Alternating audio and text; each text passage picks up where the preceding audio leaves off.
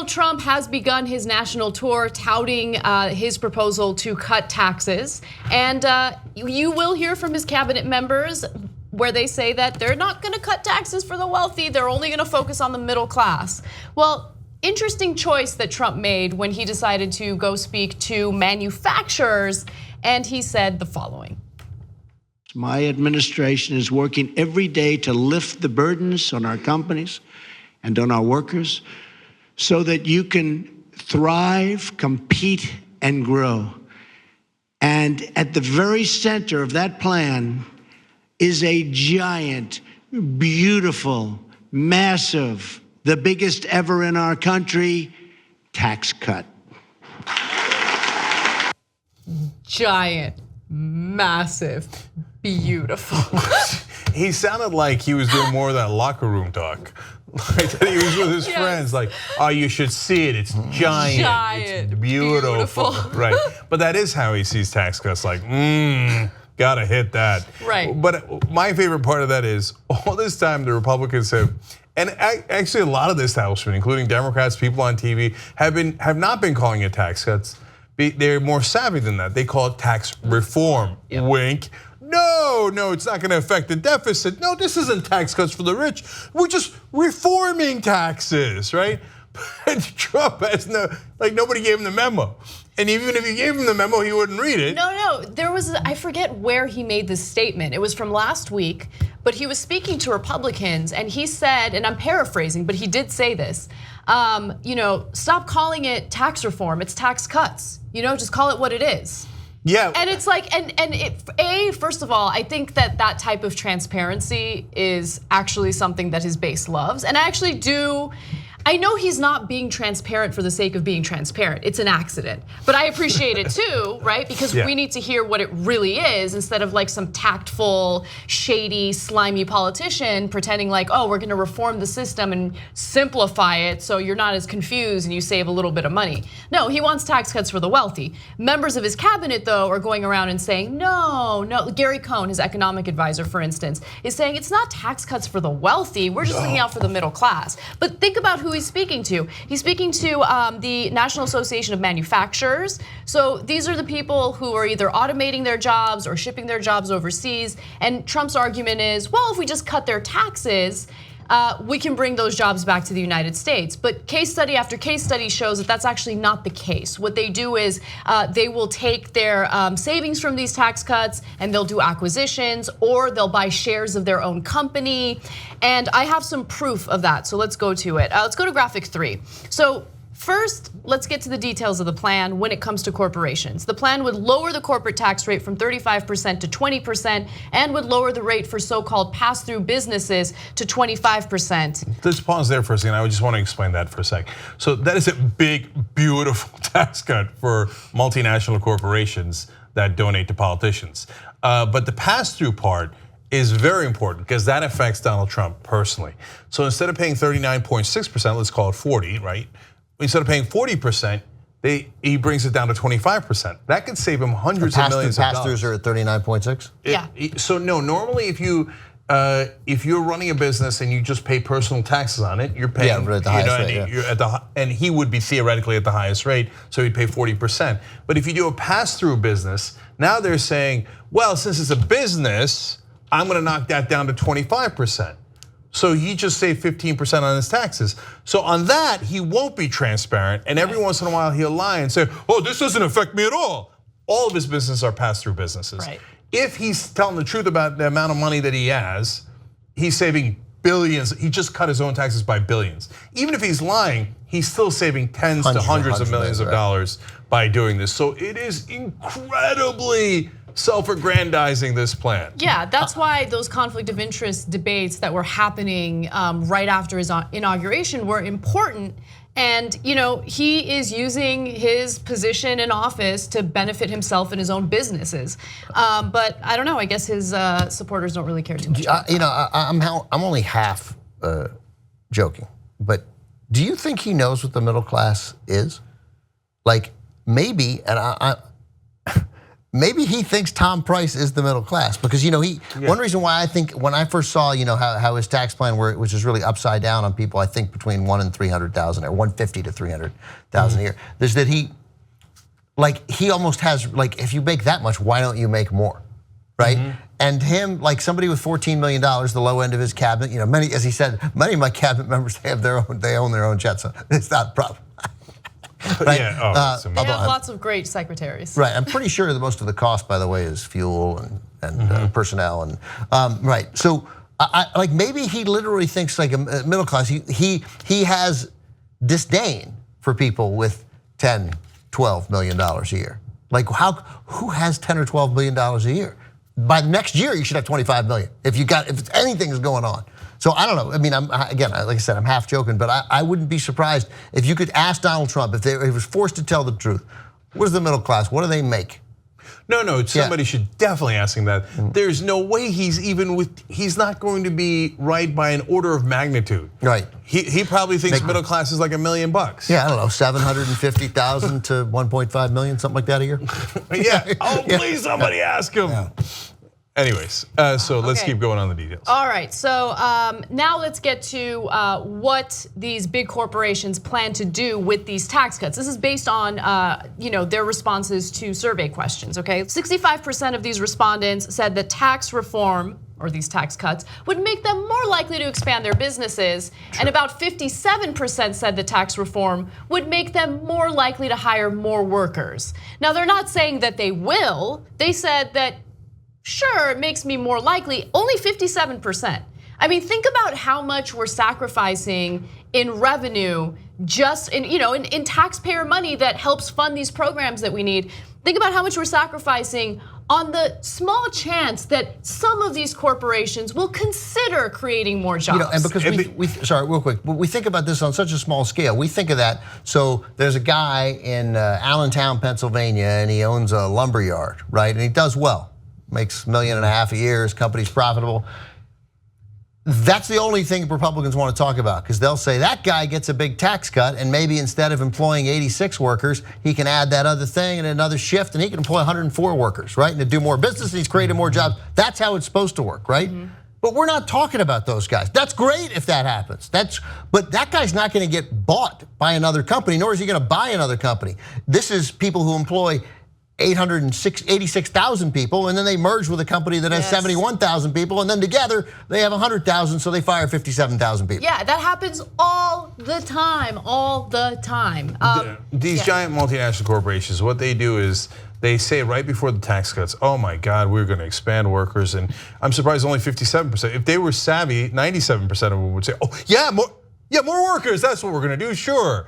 But in reality, when you go and double check what they've actually done is what Anna was referring to earlier. They acquire another company and they go, great, synergies. So we're gonna have cost efficiencies. That means I fire half of your accounting staff and half of my accounting staff, and now we just have an accounting staff that's half the size, let alone manufacturing, et cetera. And the other thing they do is stock buybacks. Yes.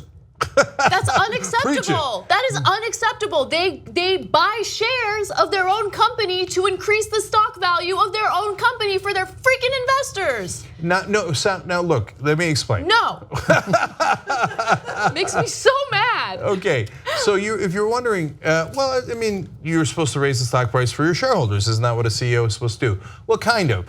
Part of the reason they're increasing the stock price is because they have bonuses and options. Yeah. So they will exercise their options at the higher stock price and make more money personally. So now, and even if you say, hey, that's great, I want him to make even more money as the CEO, okay, God bless.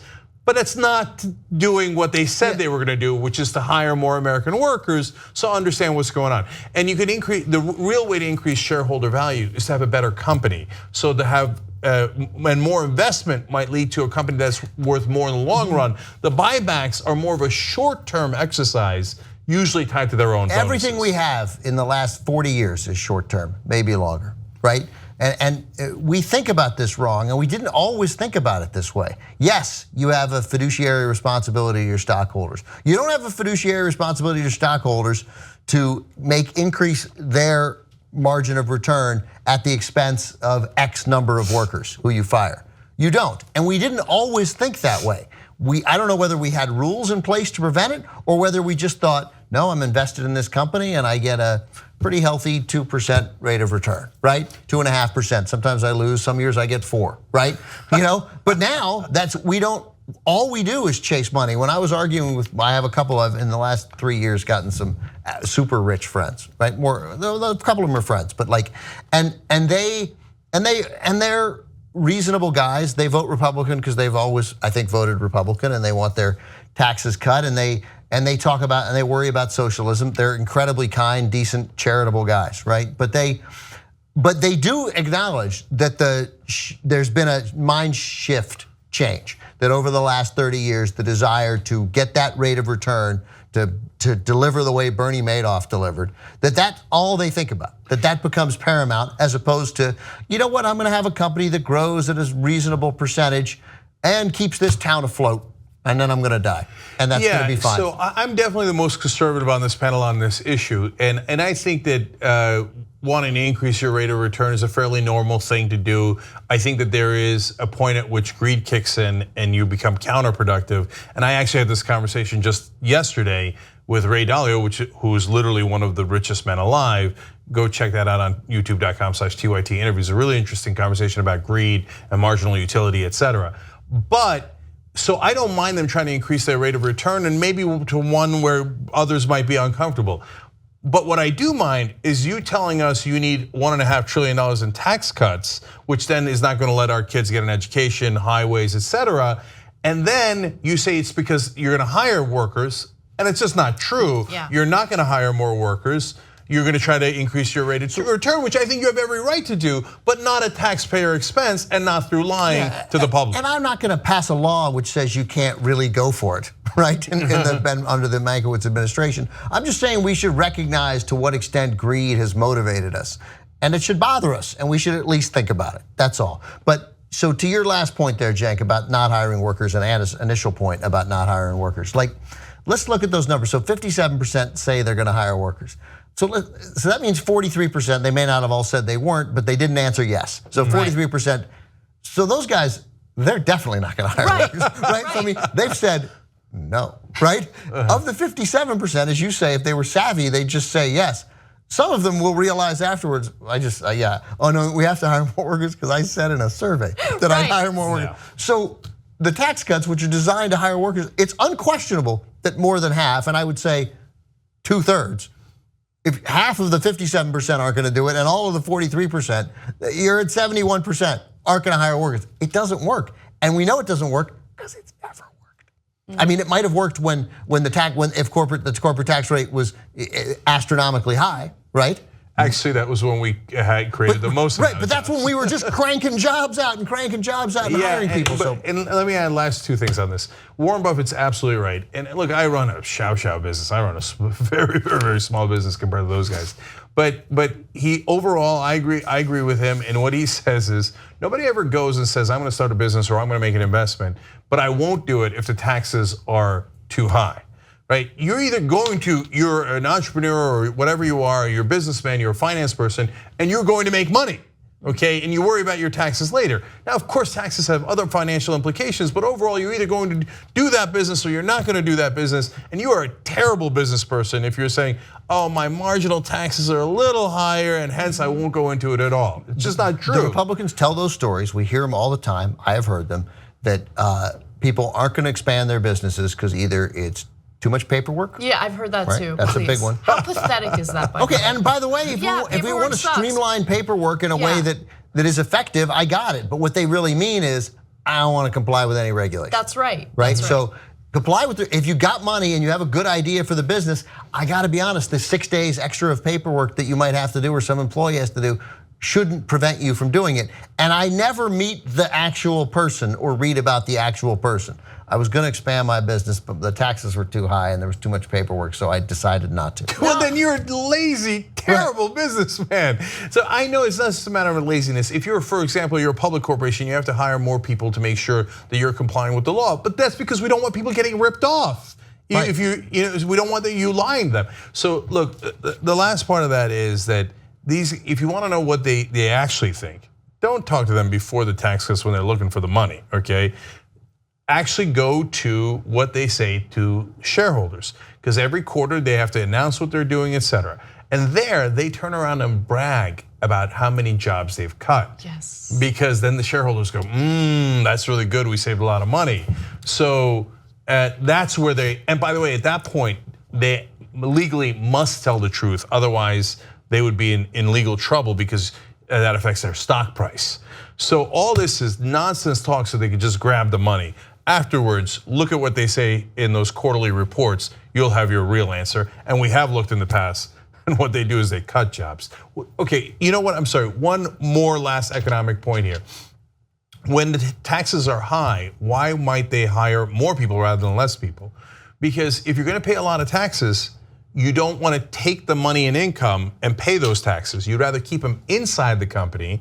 And if you keep them inside the company, you're more likely to hire more people and grow your company. It's a deduction, right? You get a deduction for employees because it's a business cost. I don't know, I could be wrong about that. So that's very complicated. The overall point is you don't want to take the money out and pay taxes on it if the taxes are so high. Right. It's better to grow your company and have your company be worth more in the long run. So you keep the money inside the company and hire more people and grow it instead of just taking it out and getting a yacht and a mansion. I would add something, but everything I know about economics was just used up in the last 6 minutes, literally all of it. If you like this video, you probably like independent media. The best way to support independent media, become a member of the Young Turks. TYTnetwork.com/join.